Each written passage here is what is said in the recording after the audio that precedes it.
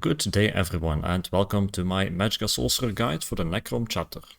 Most attention right now is obviously going to the new Arcanist class, and rightly so, since it's been a while since we've got to enjoy this kind of thing. But that doesn't mean the other classes are no longer interesting. I too first focused on the Arcanist build last week, but now I want to take a look at Magicka Sorcerer in this patch.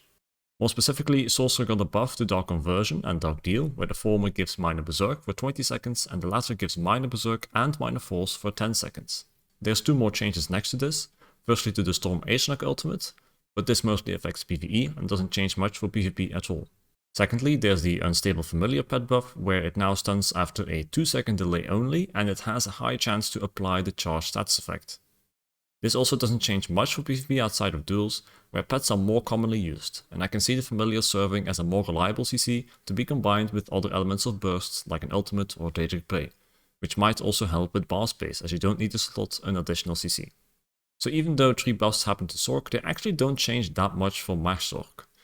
The Minor Berserk and Minor Force buff is the better buff, but this goes to Stam and Hybrid Sorcs, who are already in a decent spot to begin with and didn't really need a buff at all. So in practice, all you get as a Mage Sorc is Minor Berserk, a measly 5% damage buff that might already have been provided by Camo Hunter, which I already had in one of the builds I ran last patch. That also means that not much updating is needed for the Maximum Magicka build I made last patch for Necrom, but due to this Minor Berserk buff and nerf to Mara's Balm, the Health Sorc definitely needs looking at. Mara's Balm was a very convenient set that can be difficult to find good alternatives for. And that's exactly like the sponsor of this video, Factor. Factor is a food delivery service based in the United States that provides freshly made, high quality meals every week to your doorstep. With Factor you save a lot of time as everything is prepared for you and you can simply heat it up and start feasting. It doesn't just have a main either, you can also order add-ons like Srundar, Lazy Rit Crafter and... wait, that's the wrong kind of add-on. I'm talking about sides to your meals such as smoothies, desserts and more. I think one of the best parts of this is that Factor is not just focused on convenience but also on the quality. And this is both in terms of taste, as the food is chef prepared, but also in nutritional quality, with dietitians being involved in the selection of the meals. You can even contact Factor's dietitians for personal advice on nutritional health, for free no less. Different diets are included in the weekly plans you can select, which offer a wide variety of food with over 30 different meals each week. You can skip weeks if you want to, and you can choose the amount of meals you want as well. So there's definitely flexibility here on top of convenience and quality. So if you're interested in a discount to all of this, be sure to check out the link in the description or use my code on screen. Thank you to Factor for sponsoring this video. Now on with the video. As I mentioned at the start, the Maximum Magicka build stays virtually the same, so I'll go over this first. But very quickly, I'm not going to explain everything again. So starting off with the sets, this is Crafty Elfique on the front bar, Fresh Vitality on the back bar, 2 pieces of Mighty Tudun as the monster set, 1 piece of Death Dealer's Feet, the mythic, and then 1 piece trainee. The traits on this build, for that I have mostly impenetrable. Ideally you have reinforced on the cuirass. I have well fitted, that works fine too. Any mix of impenetrable and well fitted is generally going to be good to go. 3 arcane on the jewelry with a spell damage enchantment on it. On the front bar I have a charged poison damage enchant, and on the back bar defending escapist poison, which is going to be nice for the immovability it gives. With other enchants I have full Maximum Magicka on the gear. Crafty Elfique is a placeholder. It can be other offensive sets you like as well. For example, Drogenkin is a really good option to slot here as well. But I've gone with Crafty Elfique to maximize the Magicka, and that way have a bit more of an old school Mage Sorc feeling to it with a big shield on the front bar. For the skills, I have Streak, Crystal Fragments, Crushing Shock, Hardened Ward, Inner Light and Energy Overload. And on the back bar I have Elemental Drain, Critical Surge, Resolving Vigor, Haunting Curse, Dark Conversion and Temporal Guard. For the champion points, I have Master at Arms, Weapons Expert, Deadly Aim, Ironclad, and then in the red tree, Sustained by Suffering, Pain's Refuge, Bastion, and Survival Instincts. Weapon Expert, just to mention that, is here because your Overload deals a lot of damage, and maximizing that is one of the best ways to maximize your damage in general on the Mage Sorc. For the auxiliary stuff, I am a High Elf. The attributes are all into Maximum Magicka. Here, after all, I'm pushing that stat. When I have Expert Summoner and Death Dealer's Feet active, I'll have about 30k health as well, so that's really nice, and then on top of that about 48k Magicka. The 20k or 21k even stamina you will have might be overkill, especially if you are a Dark Elf, so instead of running with Sugar Skulls, which is what I have here as well, You could also consider running Artean Pickled Fishbowl and maybe slotting some more tri-stat glyphs to make up for the loss in stamina. The reason I haven't done that here is simply because in 1vx on this build I rely on very quick break freeze and a lot of roll dodges, so it does boost my survivability a lot as well to be able to just spam roll dodge over and over again and then still use the rest of my stamina for vigor or dark conversion. But this is a bit of a choice you can make. The sustain is a bit low, at least the unbuffed sustain. You can, if you want to, also use an extra magic regeneration enchant, or if you are a Breton, that's already covered. But this sustain is going to go up quite a lot regardless, because of the Rash Fatality set, because of Elemental Drain, and because of Energy Overload. The Mundus I have is the Mage. I think that's the best Mundus for this build here, and then Vampire Stage 3 as always. I would say the strengths of this Maximum Magicka build is firstly that you can maximize the damage potential on it. You can have a lot of damage on the Health Sorc as well, but here is really where if you want to fully push damage, that's the way to go. It also has more of a classic Mage Sorc feel to it. As I said, you have more Maximum Magicka, thus you have a big shield, and that feels a lot like classic Mage Sorc, especially also with how it relies on a little bit less health and more on roll dodges and mobility. That's more like the Mage Sorc playstyle than the Health Sorc is. The Health Sorc can also have a big shield, but it doesn't have those other gameplay elements into it as much, as it relies more on just pure tankiness and ability to stay into the fight.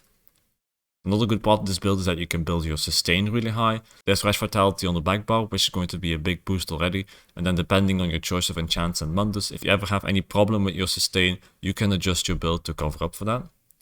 The weaknesses compared to Health Sorc, I would say the main thing is that it is less tanky when you're standing in a single spot. It relies a lot more on kiting, as Mage Sorc of old is as well, so you have to be careful with your streak, with your roll dodges, where you're going and where you are in the situation, in order not to get locked down. It's also a bit more difficult to play, mistakes count more. At times a single mistake can even kill you, which is something Mage Sorc has always been vulnerable to, and this build doesn't really have any part that fixes this problem. I speak from a 1vx perspective here though. If you're not doing specifically that, but for example Battlegrounds or playing with some friends instead, it's obvious that you can make a mistake every now and then, provided that you're generally proactive in casting shields and heals, and that you keep in mind that kiting is important to avoid being locked down by classes relying on melee damage or by multiple people at once. I also have a version of this for no-CP Cyrodiil, where I simply change out Rash Fatality to a Thorax Pact with the regeneration enchant on the Ice Staff. All the other sets stay the same. It does function there as well, but I don't like Mage Sorc much for no-CP Cyrodiil, and that's got two main reasons. Firstly, there is the Bastion CP, which is a big part of defense with your main shield of course. You are losing specifically that, and focused mending, so it's a really big nerf on your survivability that in my opinion weighs stronger on Mage Sorc than it does on the other classes. And then next to that there is the sustain. In no-CP Cyrodiil your sustain is a bit worse, and sustain is already tough on Mage Sorc because right now it's the second most resource draining class after Arcanist, but unlike the Arcanist it also has significantly weaker defense, both in terms of incoming healing and in reduced damage taken. That means you don't have the time to heavy attack frequently to help with the sustain, but it's also too difficult to make up for the slight loss in sustain in no-CP by dropping spell damage, another set or some other part of your build. Either way, this quick change here I mentioned works for no-CP Cyrodiil as well. If you want to see the full details for that build, it's also on my website, so I have to refer to that. I'm not going to spend more time in this for this guide because it's a pretty niche form of PvP anyway, compared to CP Cyrodiil and Battlegrounds. Then next up is the Health Sorc. This build is something I had in the previous patch as well. It has Mara's Balm on the back bar and Drogikin on the front bar. It'll still work in this patch, even with the nerfed Mara's Balm, but still I made some changes to make it more optimal for this patch and to keep the tankiness as high as possible while still having an all-rounded build that also offers regeneration and damage. The first simple thing to do here is to change Mara's Balm to Daedric Trickery. This is a set that I recently started using for this build on Sorc as well, and I like it quite a lot because it offers a lot of buffs that Sorc doesn't have. All these things like Major Protection, Major Vitality, Major Mending, Major Heroism are not in the Sorcerer toolkit, and Major Expedition is also not often in the Sorcerer toolkit because you mostly rely on Streak for your mobility. It only comes from Boundless Storm, which is a skill that is not always used either. The second edit is about Camouflaged Hunter. Now that Sorcerer already has Minor Berserk, This skill becomes a bit useless to slot, as it would only be here for the little bit of spell and weapon damage from the fight skilled passives and for the major prophecy. An easy change would be to change Camouflage Hunter to Mage Light, so you enjoy some Macro Magicka instead of the Minor Berserk, but the Macro Magicka is not that valuable on Health Sorc. You don't need much beyond the basic 20k-ish that allows you to spam Streak and Shield enough to get away from a fight if you're under heavy pressure. There is a better way that maximizes stat density on the Health Sorc. And to explain what I did, I'm just going to go from a step-by-step process that includes all the changes that I made. So firstly, what I did is I changed Camouflage Hunter, which I don't want anymore, to Hurricane. This way I'm going to lose the major prophecy from Camouflage Hunter, but I'm gonna gain an armor buff and some damage, AoE, which is going to take care of continuous crit surge procs, on top of what I'm already having from the other skills. Lastly, Hurricane is also going to give minor Expedition, which is nice for a little bit of extra movement. I prefer this morph over Boundless Armor simply because the minor Expedition and the damage over time it deals is more valuable than the extra duration from Boundless Armor and the damage in a smaller AoE from that skill. The fact that it costs stamina on what you could call a Magicka/Health Sorcerer is not too big of a problem either, because it's a cheap skill and it's only a buff you need to cast rarely. And then the second separate change I made to the Health Sorc is switching from the tripods to immovability potions. This way I get the major prophecy back that I lost from Camo Hunter, but I also get immovable, which is really strong for both defensive purposes, as people cannot stun you, and for offensive purposes, as people cannot break the burst you're trying to deal to them by just stunning you in the middle of your burst combo. You can also, with this potion, cast Dark Conversion without getting interrupted, so there's a lot of benefits to have from immovability. The fact that you also don't need to break free as much with the mobility potion means that it gives a little bit of stamp sustain too, even though you lost that big part of stamp sustain from the tripods. And then as next step, I already have Major Resolve, so I could change out the monster set, which was Cyrodiil, to something else, and for this I chose Roxa the Warped. This set gives you a lot of extra sustain. It gives stamina sustain for making up whatever sustain was from the tripods that you didn't get back from the mobility potions, and it gives some more on top of that. And then next to that, it also has Magicka Sustain, and that is just an extra for free, a bonus. You do lose some health and armor from not having Cyrodiil, as it gave some of that too, but that's not a problem because Daedric Trickery, which I'm slotting instead of Mara's Bomb, also gives some health on the 3-piece, and I've also switched my armor weights around to make up for that. So summed up, that leaves some resistance loss from the Mara's Bomb 4-piece bonus and the Cyrodiil 1-piece bonus, and for that, as I said, I switched some armor around to more heavy armor pieces. This is going to give me extra armor, extra health, which allows me to get about 44k buffed, and more healing. And with all that and Daedric Trickery, I find it's very similar tankiness to the Mara's Bomb I had before. Now you do lose some damage because of that, but I didn't find it that noticeable because I didn't switch that many armor pieces, and it is a big boost in survivability. The Mundus can be used for whatever you want. I had the Aeternarch before on this build, but now I have extra Magicka Sustain from Roxa, which means that you can keep the Aeternarch if you just want to have really comfortable Magicka Sustain, or you can go to the Apprentice for a mix of damage and healing from Vigor, or you can go with the Lover Mundus to purely focus on damage. So with this reasoning out of the way, let me show you the result. It leaves as sets a 5-piece Daedric Trickery on the back bar, a 5-piece Trollkin on the front bar, 2 pieces of Roxa the Warped, Death Dealer's Feet as a mythic, and a 1-piece Trini. For the armor weights, I have gone with 3 heavy, 3 medium, and 1 light. For the traits, I have gone with 3 impenetrable, 1 reinforced, and 3 well fitted. You can choose a bit yourself for the traits, depending on whether you want more stamp sustain or just a little bit more protection from like big Incap and Merciless Bow procs from Nightblades, or any other class that runs crit.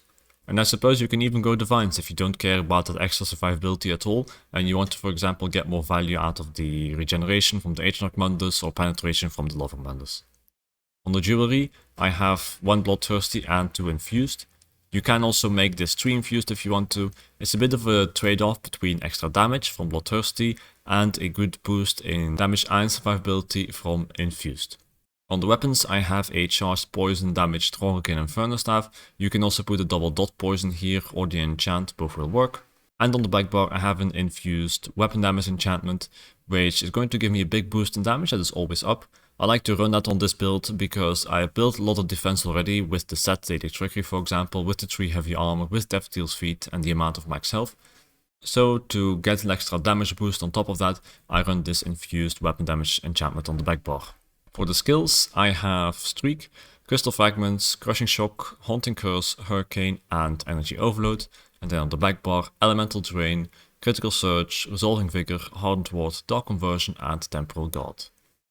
As for the champion points, I have Ironclad, Weapons Expert, Deadly Aim and Focus Mending in the blue tree, and then the red tree, Sustained by Suffering, Pain's Refuge, Bastion and Survival Instincts.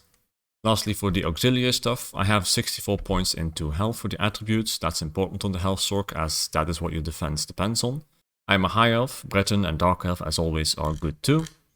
Muntus, right now I have the H-Knock, this gives me a base sustain of 1.6k, but it will go up nicely from Elemental Drain, Energy Overload and other sustain boosts. Vampire Stage 3 as always, and Ozorka Smoked Bear Horns or Jewels of Misrule if you want to have the cheaper version. The benefits from this build are just like Hellsork in the previous patch, where it just gives you more tankiness and it's easier to play than building Maximum Magicka on a Mash Sorc. The damage on these builds is still good, but I do feel like you really need Trollkin for it, as otherwise your damage will be lackluster compared to what you can get with a Maximum Magicka Sorc, especially if you run Trollkin on the Maximum Magicka Sorc as well. The sustain on this build can be a little bit tougher as well on paper, but proper use of Elemental Drain, Energy Overload and such, and possibly the H-Knock is going to fix that fully. So in general, I recommend this build both for beginner player and more advanced players as an option if you want to play it safer, if you want to chill more, and if you don't want to play the maybe higher damage but also much riskier playstyle of a Maximum Magicka Sorcerer. Anyway, that's it for the builds this patch. I'll be sure to upload some more gameplay during the next Major Mayhem and just during the patch with what I get, as in the previous patch. You can also see all the builds on the website if I missed any details or if you wish to read it up again. And if you have any questions, feel free to join the Discord server or leave them in a comment here. If you need personal guidance or if you wish to support me, there's a Patreon link in the description. For those checking it out, I greatly appreciate it. And I thank you for watching. See you next time.